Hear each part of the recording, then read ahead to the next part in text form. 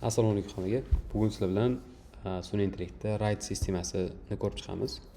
RAID sistemasi bu sizda masalan dizaynga topshiriq bo'lganda tez yangi g'oya olib kelishi usuli.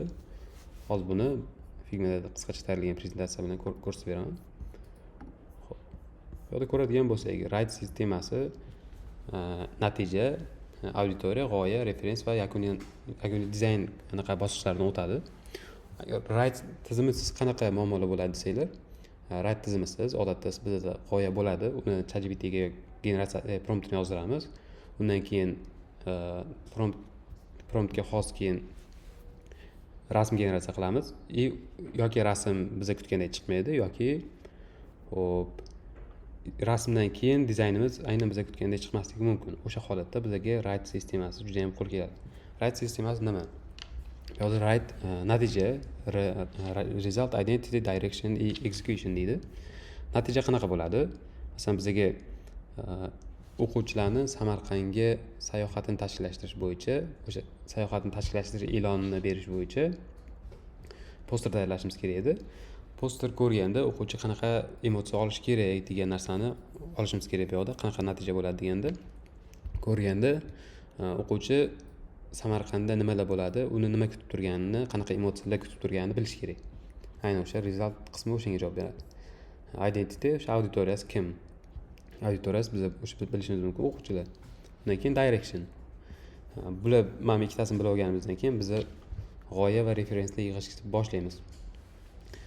O'quvchilar ular oladigan emotsiya Samarqand obidalarining go'zalligi, uni o'rganadigan yangi qanaqadir kashfiyotlar bo'lishi mumkin, qiziqarli ma'lumotlar bo'lishi mumkin.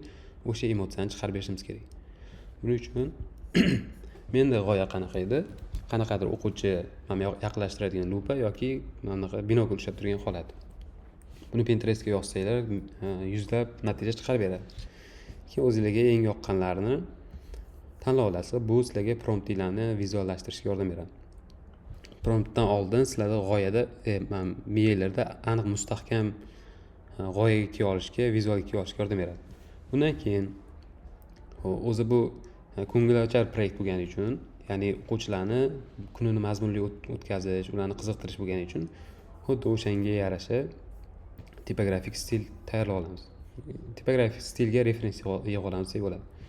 Bunda o'sha Pinterestda typography deb yozadigan bo'lsanglar, ko'plab o'sha tipografik stillarni chiqarib beradi. Uning ichidan bemalol tanlab olsanglar bo'ladi.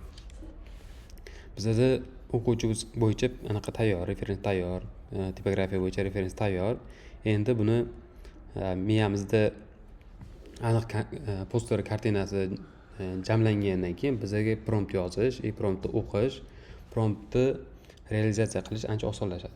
Promptni to'g'ridan-to'g'ri ChatGPTga tushuntiramiz. Bizga mana bunaqa emotsiya kerak, mana bunaqa narsani chiqarishimiz kerak deb yozsanglar, ChatGPT aniqroq, yaxshiroq prompt yozib beradi.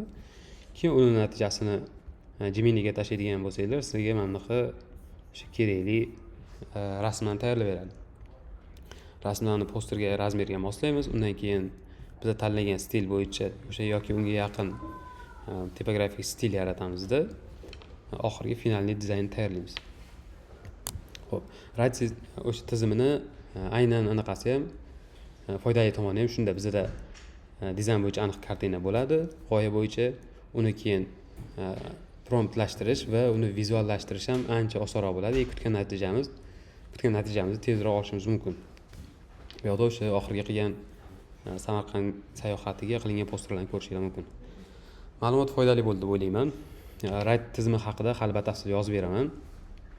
Xo'p, yana sizlarda qanaqadir qo'shimcha savollar bo'ladigan bo'lsa yoki mana shu mavzu bo'yicha o'zingizga qiziqtirgan ma'lumotlar kerak bo'ladigan bo'lsa, izohda yozsanglar, batafsil javob berishga harakat qilaman.